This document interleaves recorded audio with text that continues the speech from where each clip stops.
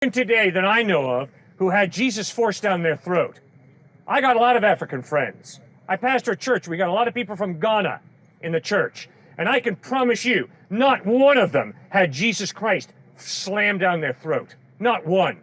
These are doctors and lawyers and business people. These are incredibly well-educated people from Ghana, Africa. And they believe in Jesus because the evidence is Christ is reliable. Not because they had some white missionary come and jam Jesus down their throat. And it is so elitist for anthropology professors on this campus or other campuses to portray Africans, those dumb nitwit Africans. They believe in Jesus because they had Jesus slammed down their throat by some colonialist. That is so elitist and biased. It's pathetic.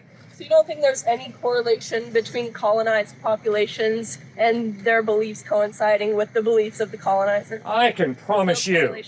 I can promise you. A lot of white missionaries did tell Africans about Jesus. That is correct.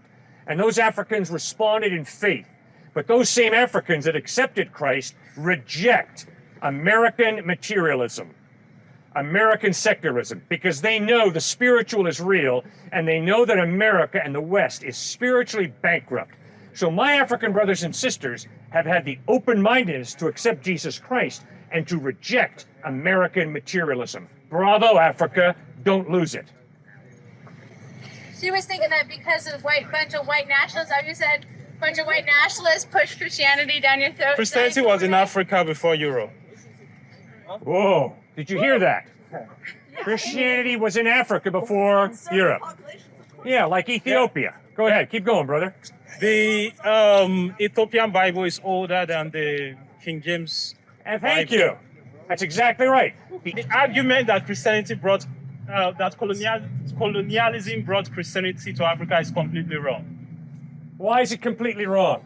Because Christianity was already in Africa before Europe. Christianity was in Africa before Europe. Everybody hear that? And one thing you need to know is that Christianity is not a European religion. Whoa, whoa, whoa. One more time. Real loud. Christianity is not a European religion. Man, you're awesome. Christianity is not a white European faith religion. Keep going, brother. I like So you. Jesus wasn't white. like Jesus you. was not white. Keep going. So he looked more like, the Jews. He was a Jewish man, right? So he was kind of brown. And even though, the Europeans brought European culture to Africa, for example, I'm from Nigeria, right? So the missionaries came to Nigeria and they set up schools and all that. So one thing you need to ask yourself is, why did the people there choose to accept this religion? And one of the reasons why they chose to accept this religion was that some of the values being propagated by this religion already aligned with their values. So for example, the Igbo people we call, they had names that they would call God, right? The Yorubas, they had names that they would call God. So they had a framework for these things already, right? So the Europeans came in and they brought the Christian religion, and immediately these people accepted it. Now, the missionaries came before the colonial masters came. So it was after the missionaries came in and they set up schools and missions and all those things that, British started the colonial endeavor in Africa. So Christianity already had a strong foundation in Africa even before the British came in with colonialism, the French came in with assimilation, and the British came in with the principle of association. So these people already had a foundation for the idea that there is God. And some we call God Olorun, some, like where I'm from, they call God Ogene, right? So these people, the missionaries came in and they said, okay, this is Jesus that you are talking about.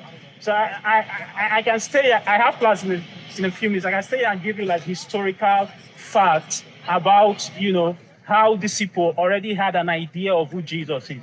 And the Europeans came in and they just, put more structure into the understanding that they already have. I know that Nigeria was colonized by England, Yeah. and that the north of Nigeria is mostly Muslim, Yeah. and that the south is the Mostly south Christian. where the ports were, Yeah. where the English came, Yeah. is mostly Christian. Yeah. So, do you think that that is a coincidence? No, that is not a coincidence. So what the Muslims do is they go to a region and they force the people to accept their faith. So if you don't accept, they kill you.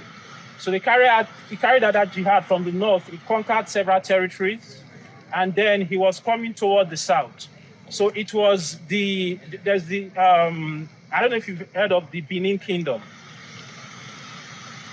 The Benin Kingdom. It was the army of the Benin Kingdom in Awuchi, Edo State, that stopped the advance.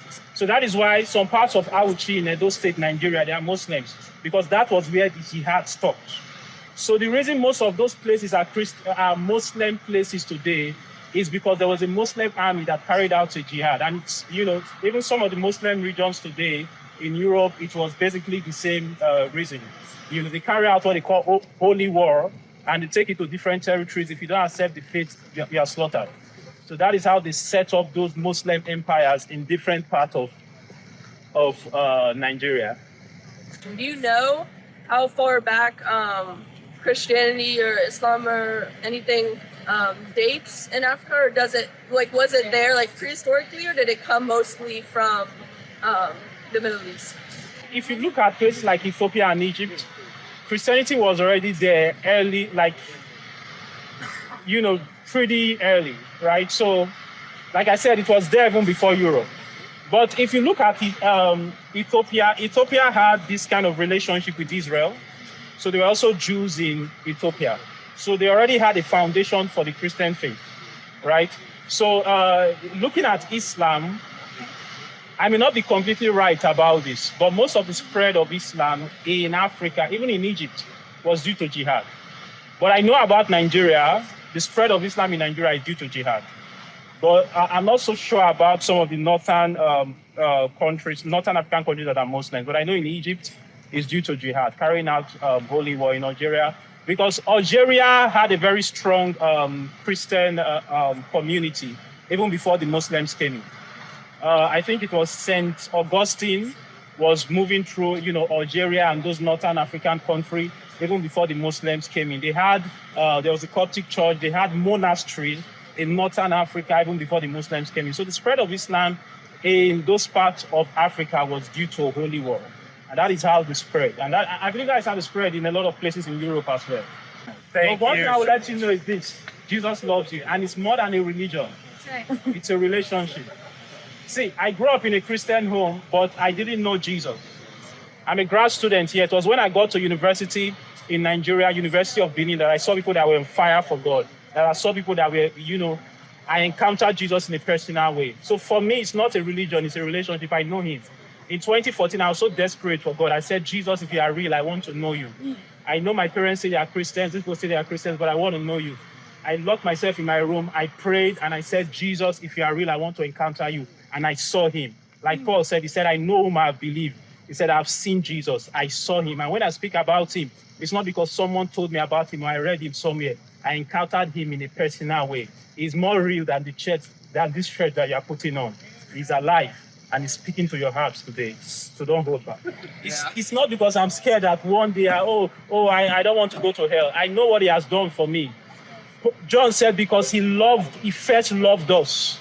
So when you know the worth of his love, that God became man, he died for you on the cross, then you can freely now return that love back to him. You cannot know that love unless you first embrace the love that he has loved you with.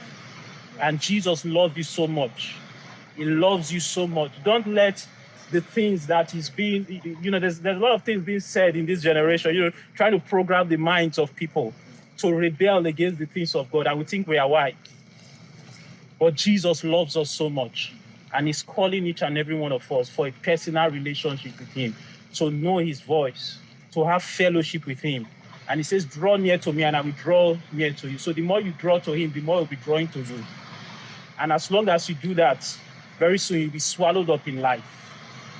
And like C.T. Studd once said, he said, one life to live, it will soon be past. And only that which is done for Christ will last. So at the end, each and every one of us will stand before this Jesus. and will give accounts to him for the way we lived our life on this earth.